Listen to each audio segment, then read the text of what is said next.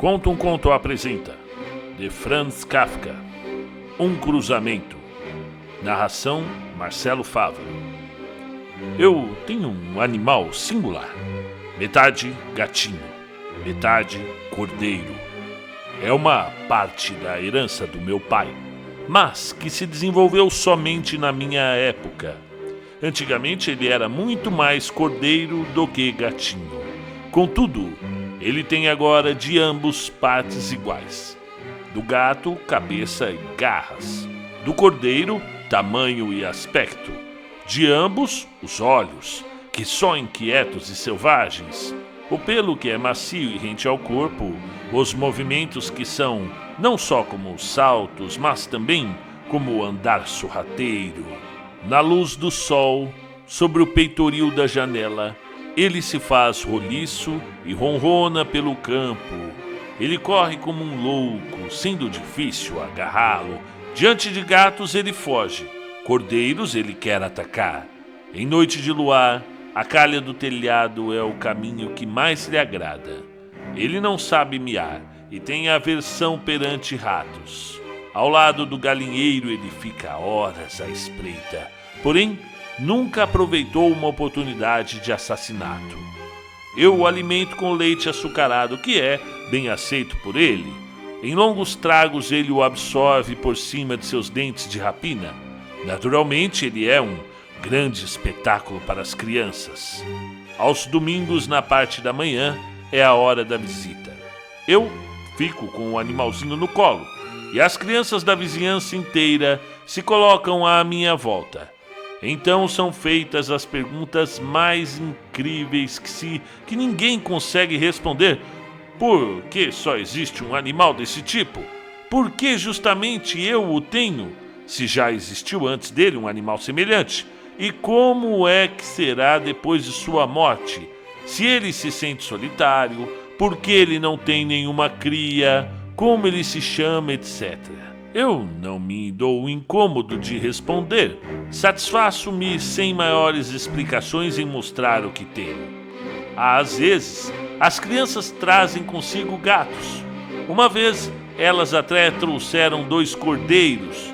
Todavia, contra todas as expectativas das crianças, não houve nenhuma cena de reconhecimento. Os animais se observaram calmamente um ao outro com olhos de animal e aceitavam evidentemente sua existência como uma realidade divina. No meu colo, o animal não conhece o medo nem o desejo de perseguição. Aconchegando-se a mim, ele se sente o melhor possível. Prende-se à família que o criou. Isso não deve ser uma fidelidade extraordinária, mas sim o legítimo instinto de animal que tem na terra inúmeros aparentados, mas talvez nenhum parente de sangue. Por isso, a proteção que ele encontrou nessa casa é para ele sagrada. Às vezes eu tenho que rir quando ele fareja à minha volta, passa espremendo entre as pernas, de maneira alguma ele se separa de mim. Com isso, não basta ele ser cordeiro e gato, quer ser também um cachorro. Uma vez, como pode acontecer com qualquer pessoa, meus negócios iam mal. Não encontrando mais solução, quis abandonar tudo. Voltei para casa, sentei-me na cadeira de balanço com o animal no colo. Olhando casualmente para ele, vi lágrimas caindo de seus enormes pelos do bigode. Eram minhas as lágrimas ou dele? Será que esse gato, com a lama de cordeiro, teria ainda ambição de homem? Eu não herdei muito do meu pai, mas essa herança é de todo considerável. Ele tem inquietações de ambos, do gato e do cordeiro, por mais diferentes que eles sejam. Por isso, ele se sente tão incomodado na sua pele. Às vezes, ele pula sobre a poltrona ao meu lado, se apoia com as patas dianteiras no meu ombro e fica com a boca perto da minha orelha. É como se falasse algo para mim. E de fato, ele se inclina para frente olhando o meu rosto para observar a impressão, a impressão que esta notícia me causou. Para agradá-lo, eu finjo que o entendi, balançando a cabeça. E então, ele pula no chão e dança ao redor. Talvez a faca do açougueiro fosse para esse animal um alívio que eu, no entanto, tenho de negar-lhe por ser uma herança. Por isso, ele tem que esperar até que a respiração lhe falte por si própria, mesmo que ele me olhe, às vezes, com o olhar de humano, o entendimento que exige uma ação razoável. Franz Kafka. Segundo conto de Franz Kafka, chamado Uma Folha Antiga. Narração Marcelo Fávaro. É como se muita coisa tivesse sido negligenciada na defesa de nossa pátria. Até então, não havíamos nos importado com isso, entregues como estávamos ao nosso trabalho. Mas os acontecimentos dos últimos tempos nos causam preocupações. Tenho uma oficina de sapateiro na praça, em frente ao Palácio Imperial. Mal abro a porta no crepúsculo da manhã e já vejo ocupadas por homens armados as entradas de todas as ruas que confluem para cá. Mas não são soldados nossos, e sim nômades vindos evidentemente do norte. De maneira incompreensível para mim, eles penetram até na capital, que, no entanto, fica muito distante da fronteira. Seja lá como for, já estão aí. Parece que a cada manhã se tornam mais numerosos. Seguindo sua natureza, eles acampam a céu aberto, pois abominam as casas. Ocupam-se de afiar as espadas, aguçar as lanças e praticar exercícios a cavalo. Fizeram dessa praça tranquila, mantida sempre escrupulosamente limpa, uma autêntica estrebaria. É verdade que nós tentamos, às vezes, sair às pressas das nossas lojas para retirar pelo menos o grosso da sujeira. Mas isso ocorre com uma frequência cada vez menor, pois o esforço é inútil. Além disso, corremos o perigo de cair sobre as patas dos cavalos selvagens e ser feridos pelos chicotes. Com os nômades não se pode falar. Eles não conhecem a nossa língua. Na realidade, quase não têm um idioma próprio. Entendem-se entre si de um modo semelhante ao das gralhas. Ouve-se, sem cessar, esse grito de gralhas. Para eles, nossa maneira de viver, nossas instituições são tão incompreensíveis quanto indiferentes.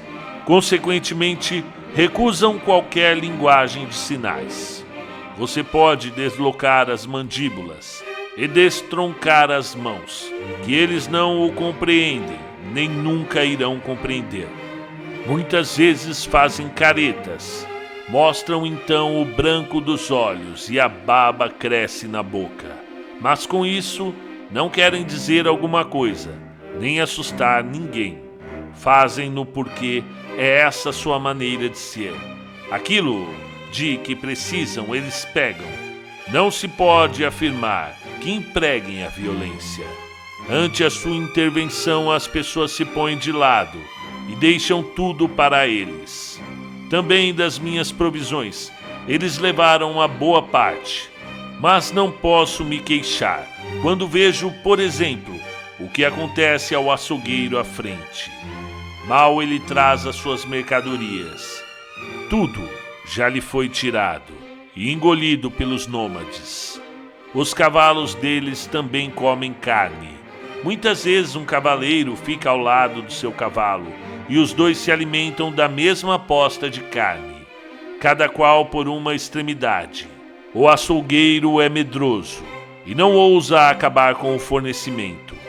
Mas nós entendemos o que se passa. Recolhemos dinheiro e o ajudamos. Se os nômades não recebessem carne, quem é que sabe o que lhes ocorreria fazer?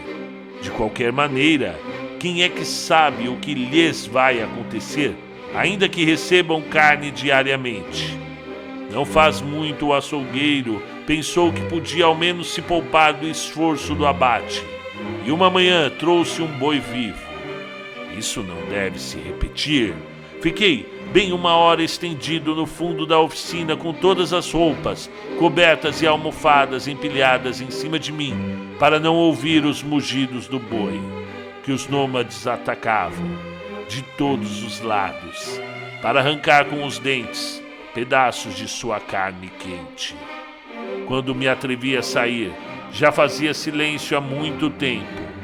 Como bêbados, em torno de um barril de vinho, eles estavam deitados, mortos de cansaço, em torno dos restos do boi. Justamente nessa época, acreditei ter visto o imperador em pessoa, numa janela do palácio. Em geral, ele nunca vem a esses aposentos externos.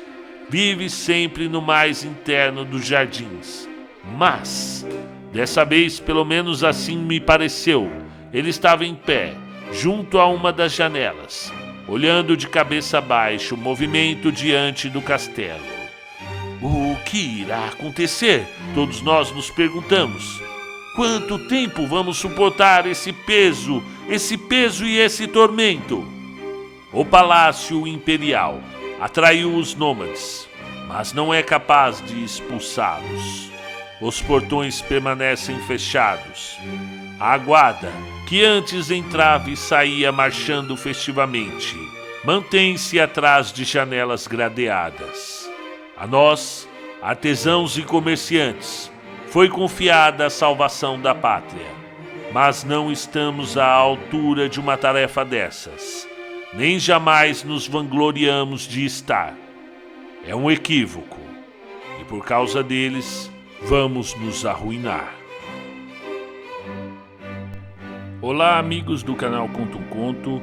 Estou aqui falando de Franz Kafka, que foi um dos maiores escritores do século XX. Há quem o considere o Dante Alighieri do século XX. O próprio Gabriel Garcia Marques, o prêmio Nobel da Literatura, comentou que a leitura da Metamorfose, vocês sabem qual que é, né? Aquela que o rapaz acorda para trabalhar e percebe que virou uma barata gigante e não consegue sair da cama. Isso inaugura o fantástico, aquela coisa do maravilhoso, do fantástico no século XX, que foi usado muitas vezes para a ausência da realidade ou a presença do fantástico para fazer diversas críticas à sociedade que oprimia o trabalhador. E aí você encontra um dos maiores obras do século XX aí. E o Gabriel Garcia Marques, o Gabo, disse que a Metamorfose do Kafka lhe mostrou que era possível escrever de uma forma diferente. Aí ele cria simplesmente um dos maiores livros da humanidade, Os 100 Anos de Solidão. E o Franz Kafka, que nasceu na República Tcheca, um dos maiores contistas da história, ele que escreveu também, além da Metamorfose, o Processo, que está entre os maiores romances da história também da humanidade. Então, ele é um dos grandes escritores que eu particularmente gosto muito, muita admiração, ok? Então, as pessoas falam aqui, esses dois contos que um grande um amigo aqui me pediu para ler, o Cruzamento e Uma Folha em Branco, ok? E os dois contos ele traz essa coisa do animal, minha visão, ok? Essa coisa entre o homem e o animal, essa dualidade. A princípio, lendo o Cruzamento, que eu peguei agora para ler também, eu percebi, poxa, será que isso não é uma metáfora para um homem, uma pessoa, até ele mesmo? Essa coisa, metade cordeiro, metade gato, metade bonzinho, metade caçador, né? E as pessoas perguntam para ele como que é isso, Então, pode ser uma metáfora para o próprio narrador, né? Já que Franz Kafka, ele trabalha muito bem essa coisa do homem e do animal, basta ler a Metamorfose. E no segundo conto, Uma Folha Antiga, ele fala de nômades que ocuparam ali uma praça que a princípio era bem limpa e de repente se transformou numa autêntica estrebaria, e que eles fazem a maior bagunça, a maior sujeira. E eu fico pensando, quem serão esses nômades? a partir das metáforas que ele cria da vida. Poderiam ser animais, poderiam ser uma peste, não sei, porque realmente abre a possibilidade, ou podem ser nômades mesmo, abre a possibilidade dessa metáfora entre o homem e o animal, o homem e a peste, e como lidar com isso, né? Você vê que o açougueiro, ele teve grandes problemas com essa questão. Então, muito interessante, vale a pena ler um dos maiores escritores da humanidade e dialogar, comentar sobre eles, ok? Grande abraço a todos.